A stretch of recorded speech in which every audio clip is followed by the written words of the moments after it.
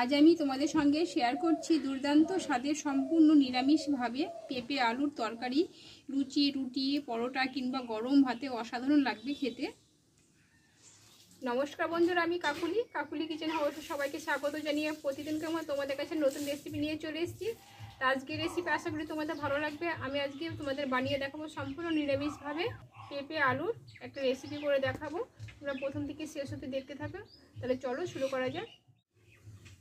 দেখো এখানে পেঁপেটা আমি এই সাইজে করে টুকরো টুকরো করে কেটে নিয়েছি, আর এখানে মোটা সাইজে একটা আলু নিয়েছি কেটে। তাহলে চলো নুনটা ধরিয়ে নিই। দেখো নুনটা ধরিয়ে কড়াটা বসিয়ে দিলাম। দেখো এখানে 1 চামচ আছে ধনে, 1 চামচ গোটা জিরে, 1 চামচ মৌরি, কয়েকটা গোলমরিচ আছে, আর 4টে এলাচ আর 3টে শুকনো লঙ্কা। এটা শুকনো খোলা আমি ভেজে নেব।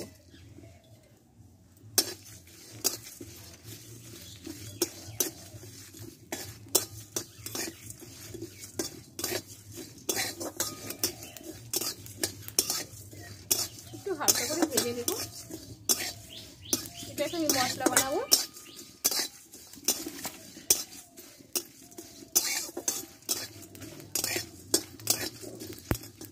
দেখো মশলাটা আমি ভেজে নিয়েছি, এবার নামিয়ে নেব।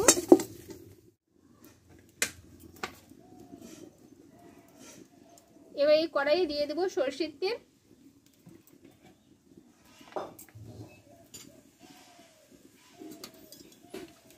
এখানে কেটে ধুয়ে রাখা আলু আর পেঁপেটা আমি দিয়ে দেবো।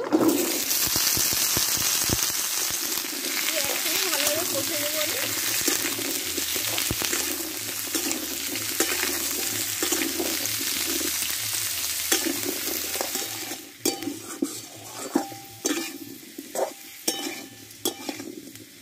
দেখো আলু পেঁপেটা আমি ভালো করে কষে নিয়েছি। টাইম করে একটু কষে নেবো ভালোভাবে।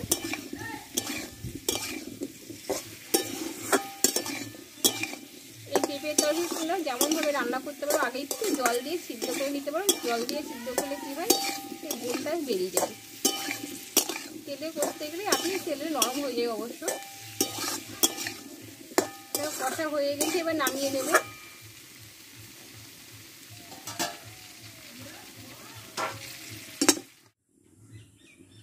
দেখো এই কড়াইয়ে আর একটু অল্প আমি তেল দেবো একটা তেজপাতা, আর 1/2 চামচ মতো কালো জিরে, আর দেবো 1/2 চামচ গোটা জিরে।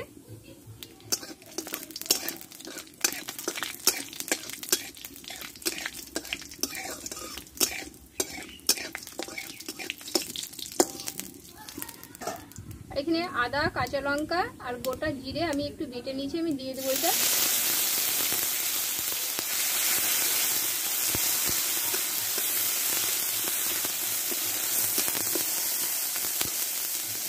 আর দেবো একটা মোটা সাইজের টমেটো।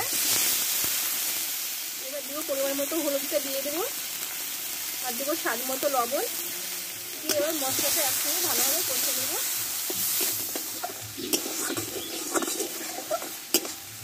দেখো মশলাটা একটু টাইম করে কষে নেব, কাঁচা গন্ধটা যাতে চলে যায়। টমেটোটা দেখো পুরো গলে গেছে একদম। দেখো মশলাটা কষা হয়ে গেছে। এবার কষে রাখা আলু আর পেঁপেটা আমি দিয়ে দেবো এতে। দিয়ে মশলাটা একসঙ্গে ভালোভাবে কষে নেব।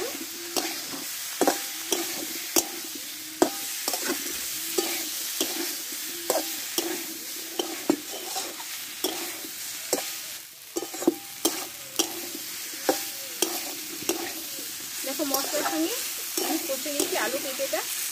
এবার আমি পরিমাণ মতো জলটা দিয়ে দেবো।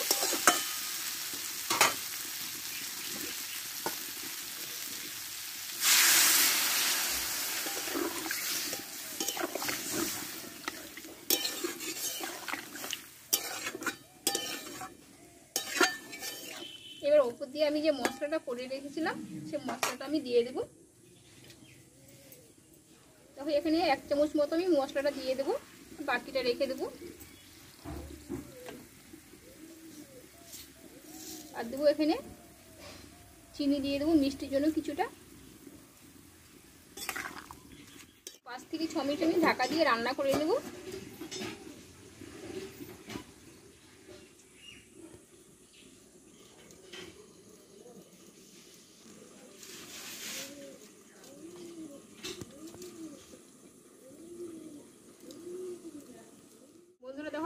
6 মিনিট মতো আমি রান্না করে নিয়েছি। ঢাকনাটা তুলে নেবো। এবার 1 চামচ মতো আমি ঘি দেবো, দিয়ে নামিয়ে নেবো। রান্নাটা হয়ে গেছে।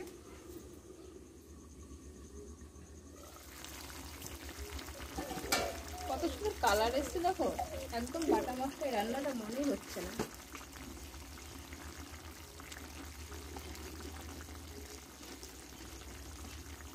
এখানে 1 চামচ মতো আমি ঘি দিয়ে দেবো।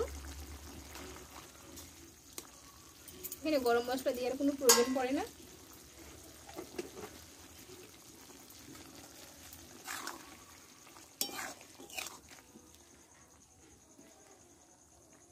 দেখো আলুটা পুরো সিদ্ধ হয়ে গেছে, পেঁপেটাও গলে গেছে।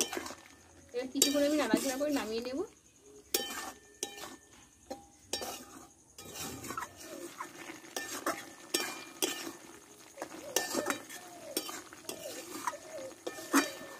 দেখো রান্নাটা আমার হয়ে গেছে, পুরো মাখো মাখো হয়ে গেছে। এবার নামিয়ে নেব।